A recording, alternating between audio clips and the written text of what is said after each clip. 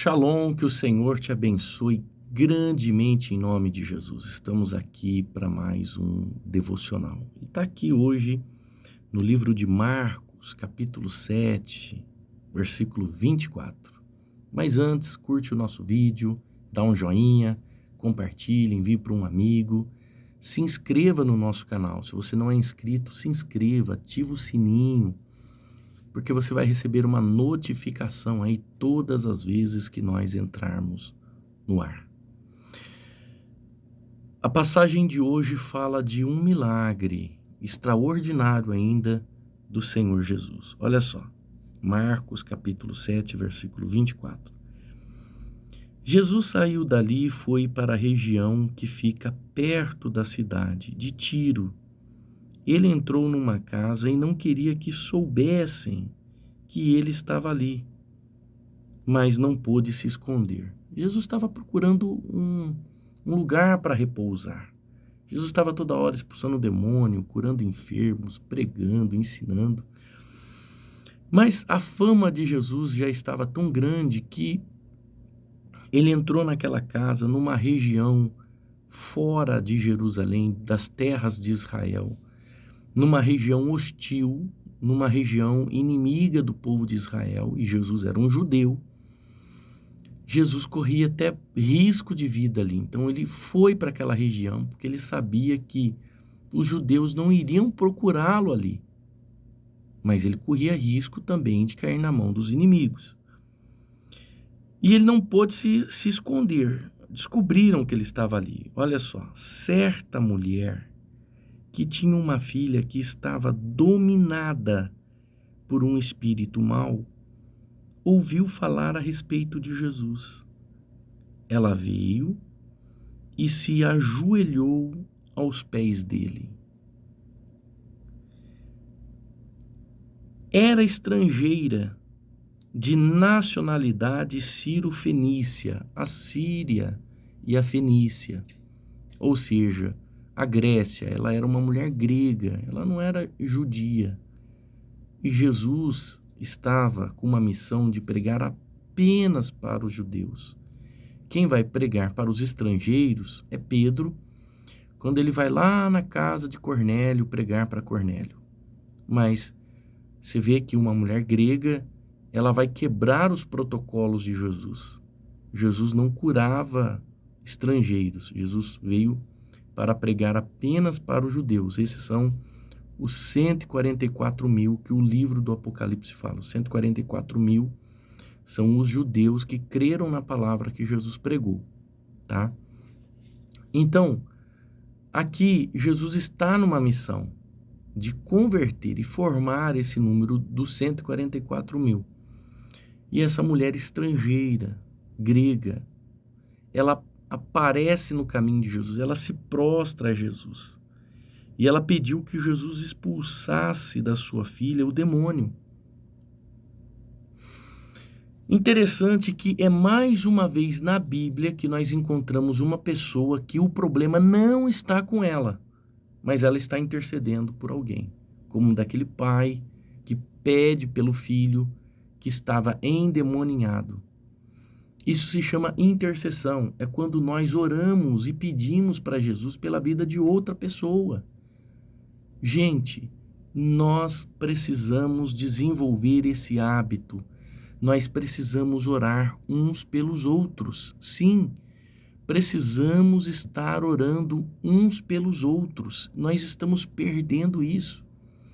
O pai precisa orar pelo filho, o filho precisa orar pelo pai, a mãe orar pelos filhos, pelo esposo, pelos amigos, pelos irmãos da igreja. O diabo sabe o poder que tem de uma intercessão.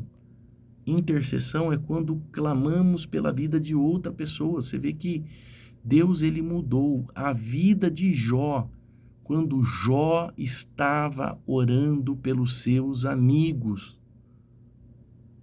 Deus muda a nossa vida e muda a vida da pessoa que é a qual nós clamamos. E hoje em dia, está tão feio, a situação está tão feia que ao invés de nós ficarmos orando uns pelos outros, clamando uns pelos outros, irmãos da igreja numa corrente de oração uns pelos outros, muita gente está deixando-se dominar pelas falácias nas conversas do WhatsApp. Sim, ao invés de você interceder, você está usando o celular para ficar falando mal da vida do outro, falando mal do irmão, falando mal do louvor, falando mal do pastor, falando mal da mulher do pastor, fazendo fofocas, calúnia, difamação. Ao invés de você estar orando pela pessoa, você está criticando, você está expondo ela. Você vê uma pessoa cometendo um ato que não é certo, e ao invés de você interceder por ela, você a expõe. Ou seja, um intercessor é uma ferramenta do Espírito Santo. Sim, um intercessor, ele é uma ferramenta de Deus. Mas o difamador, o caluniador, é uma ferramenta do diabo. Olha essa mãe intercedendo pela filha, como aquele pai que pedia pelo filho que se jogava no fogo, que rilhava o dente, que queria tirar a vida. Como Deus mudou a história de pessoas que passaram pelo processo da intercessão. Gente, é muito sério o que eu estou te dizendo. Interceda. Nós precisamos voltar a esse tempo onde um orava pelo outro, onde nós éramos discipuladores e não acusadores, porque juiz você não é. Juiz, esse papel pertence a Deus. Ah, bispo, eu sou justo, eu sou justa, eu gosto das coisas certas. Você não é juiz, esse papel pertence a Deus. Se você não é juiz, então você é o acusador. Diante de um tribunal, tem a defesa e a acusação e o juiz, que é Deus. Ou você está ali como um intercessor, que é a defesa, ou você está como a acusação. Para de falar mal da vida dos outros. Para de ficar fofocando no WhatsApp. Para de ficar matando almas. Não é da tua conta. Não é problema teu. Ore, interceda. Se você está vendo uma pessoa no vício. Ah, bispo é crente, olha lá, está bebendo, está no bar. Ora, interceda, seja um instrumento de Deus nessa terra.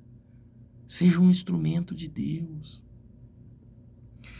Essa mãe disse assim: me ajude, a minha filha está terrivelmente endemoniada.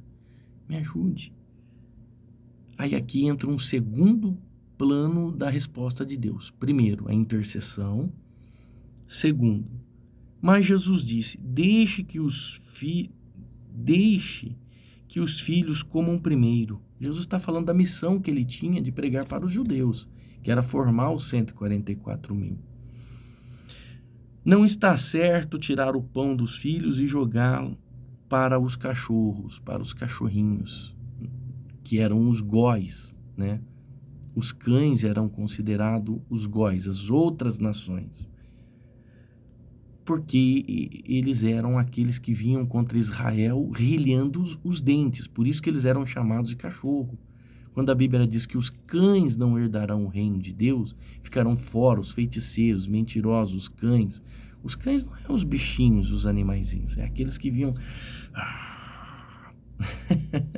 mostrando os dentes. Tem gente que vem assim para nós, não é assim que o cachorro faz quando ele vai para a briga?